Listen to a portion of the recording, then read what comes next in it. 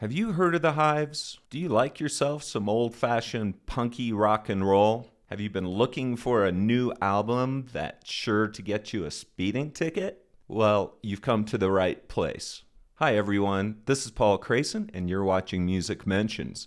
Today we're going to be reviewing the Hives' latest release called The Death of Randy Fitzsimmons. Stick around to the end of the video and I'll give you my rating. So first, let's talk a little bit about who the Hives are. The Hives are a Swedish band that were formed in 1993. They're part of the garage band revival in the 2000s that included the White Stripes, Black Keys, the Vines from Australia, and also the Strokes. One thing that I really appreciate about the Hives is their sense of humor. They don't take themselves very seriously. And this even goes down to their stage names. You've got Halland Pelle Almqvist, who's on lead vocals. He's 45 years old, by the way. Keep that in mind as I go through my review. Nicholas Arson, lead guitarist and backing vocals. We've got Vigilante Karlstrom on rhythm and backing vocals. Chris Dangerous on drums and percussion. And the Johan and Only on bass guitar. He's the only new member of the band since the last album. And a little fun fact, Halland Pelle and Nicholas Arson are brothers. They like to wear matching suits in videos and on stage. They are especially known for their live performances and are considered one of the best live bands in the world. I'm going to give you some album notes. This album, The Death of Randy Fitzsimmons, was released on the 11th of August of 2023. This is the 6th studio album released by the Hives.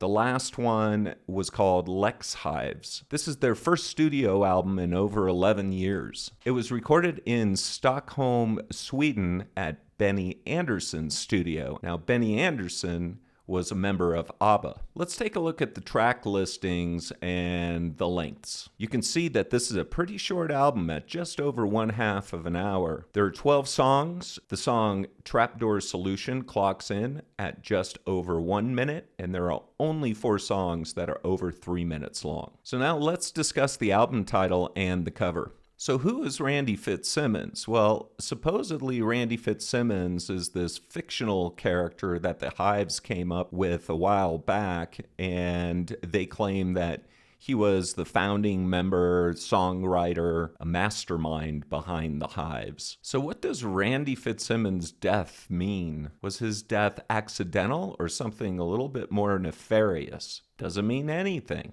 Inquiring minds want to know. The cover here shows band members with shovels, wearing robes with hoods on their heads, looking down into a coffin-shaped grave. Almost like they were saying a few words to Randy before covering him with dirt. Although the cover is both literally and figuratively dark, the music is pretty upbeat and rocking. However, there is some darkness in the lyrics of the songs, and I'll touch on that as we go through the songs. Here's some general album observations. The production's pretty good. There's a punchiness to the sound. Think party album or an album when you're in the mood, just turn it up and go crazy. It's a great driving album. Be careful, this one will get you arrested. Let's dive into the songs. So the first song is called Bogus Operandi, which is obviously a play on modus operandi, which is basically the motive a criminal has for committing a crime. In retrospect, I think this is the strongest song on the album. It's my favorite in an album that's full of really good tunes. At the start of the song, there's kind of this Hell's Bells type anticipation that's happening before it kind of kicks into gear and the entire album starts taking off. I dare you not to nod your head or do some serious head banging when you hear this one. There's this great guitar sound, really propulsive and catchy as hell. And then right before the last chorus, the song really kicks into overdrive. I just love this song. Second song called Trapdoor Solution. As I mentioned, this is the shortest song on the album, registering just over a minute. It's fast, it's frenetic, and it's fiery, and then it's gone. Seems like this is a story of a guy that builds a trapdoor to solve some of his problems. Let's take a look at some of the lyrics. The song starts off with the following lyrics about him creating a trapdoor solution. So at the end of the song, it does appear that there are some people that are the problems, and he considers them assholes, and they're going to drop through the trapdoor. That's all in 1 minute. So moving on to the next song, Countdown to Shutdown. This was also another single off of the album, the first single being Bogus Operandi. I think this one is my second favorite. Really strong, really fun to listen to. Appropriately, the song starts with the countdown. 4, 3, 2, 1. Right before we hit the first verse, there's this slinky bass line that the Johan and Only plays that I just love. Very simple, very to the point. Man, does it sound great. I thought that this was a song that was going to be about the pandemic for sure. But after listening to it, it appears that this is more akin to something like a peasant uprising or a revolt against some kind of royalty, king, queen, who knows. In the first verse, it's pretty interesting. There's a reference to Maslow, who is known for Maslow's hierarchy of needs, with self-actualization being at the top. It appears that the people at the top can't see to the bottom. My interpretation, the people at the top don't care about the peasants.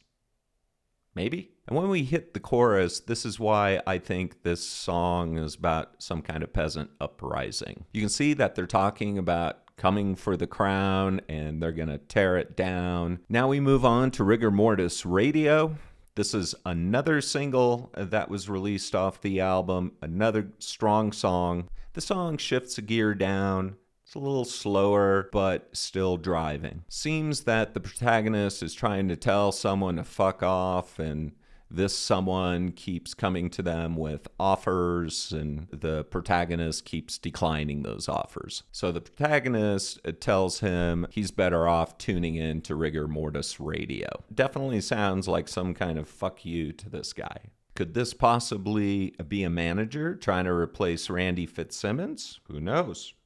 Could be. Moving on to the fifth song, this is called Stick Up. I think I hear a tuba, definitely horns in this song, which is a little different from the preceding songs. These horns do reappear throughout the song. There's some kind of motif. When it comes time to hear the guitar solo, what you get is two chords fanned really, really quickly in perfect punk rock style. No single note guitar solos. I don't think there are any single note guitar solos on this album. This is another song about the little guy being kept down and being ripped off. Moving on to the sixth song, Smoke and Mirrors. This is a good little tune.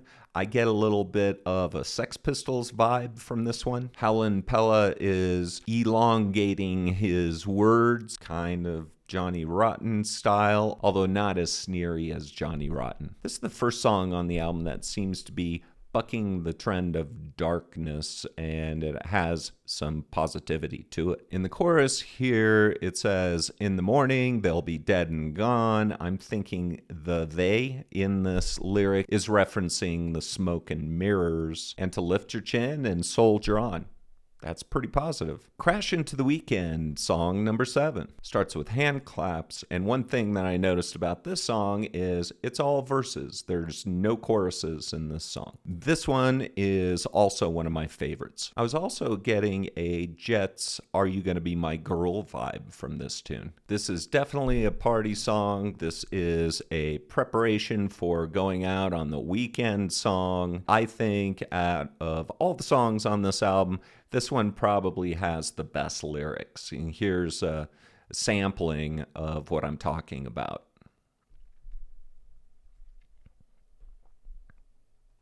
Moving on to song number 8, it's called Two Kinds of Trouble. This song seems pretty reductive. Everything is reduced to two things, man, woman, very black and white, and that there are only two kinds of trouble in the world. Some philosophizing from Howlin' Pella and the Hives. The highlight for me in the song is that there's this great fuzzy guitar tone throughout the song that I really dig. The song also includes these punchy guitar chords that are really cool, add a little space to the song. What I thought was kind of funny also in this song is towards the end, he mentions that Norwegians and Danes are also two kinds of trouble. So I'm not a historian of Sweden. I don't know what the relationship of Sweden is with Norway or Denmark. Let me know, someone in the comments. Do the Swedes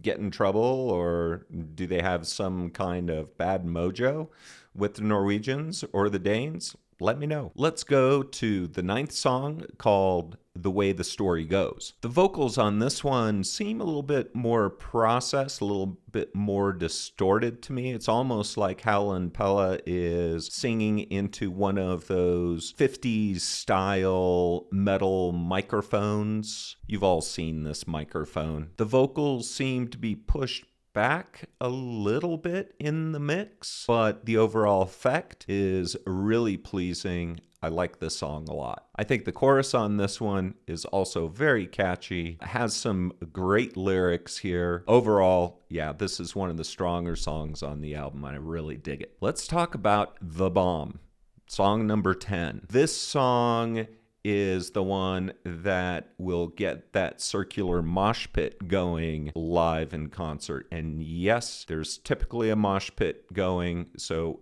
due warning for those that don't like to mosh. You probably want to see these guys either at the edges of the venue or kind of towards the back, but you're guaranteed to have a good time. Trust me on this one. This band live is just simply a blast. The Bomb gets in, does its business, gets out after about 2 minutes. I think they actually say the word bomb about 64 times in the 2 minutes. Song number 11, What Did I Ever Do to You? This song is interesting because there's a little bit of synthesizer that's going on. And one thing that instantly caught my attention is that the figure that's played throughout the song on the synthesizer reminds me of a sped up version of the Arctic Monkeys Arabella off of the Arctic Monkeys AM album. I'd like to know if you can kind of hear that too. Tell me in the comments. There's generally a lot of spare instrumentation in this song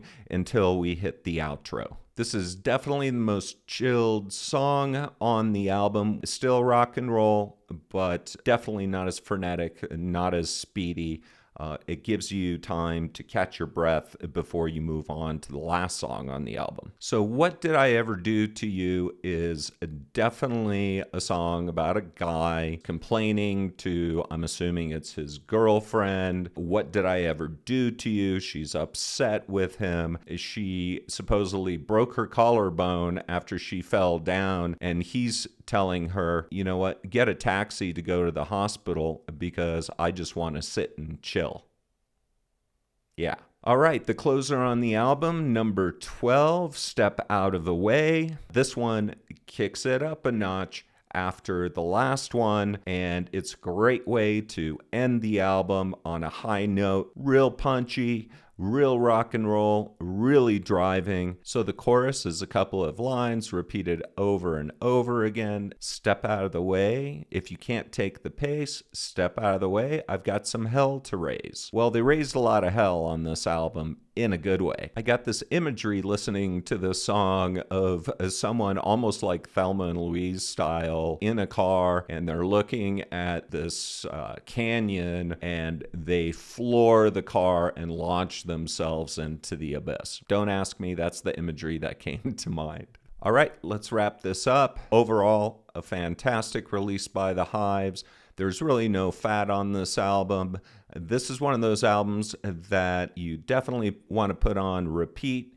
It's fast and it's short, but it begs to be played over and over again. The album flows really well. There's a lot of variety, although overall the whole album rocks. There are some good dynamics, like I mentioned before. There's some synths thrown in. There are some horns, or what sounds like horns, thrown in. Overall, I love the sound of this album. I love the energy of this album. Pelle is 45 years old, and you listen to this album, man, it doesn't sound like he's 45 years old.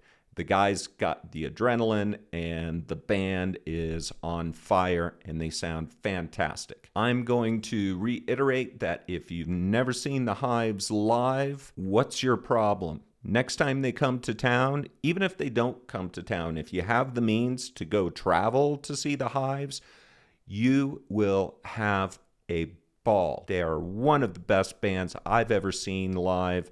They're typically not playing huge places unless they're on a festival lineup or something like that. Typically, you're going to see them in a club or a medium-sized type theater. So worth it. So check them out if they're coming to your town. So my overall music mentions rating on the Hives, The Death of Randy Fitzsimmons, is a solid 8 out of 10. This one's a keeper. Thanks again for watching Music Mentions. I'm Paul Crayson. If you want to see more videos like this, more album reviews, hit the subscribe, give me a like, hit the notification, and I'll see you next time.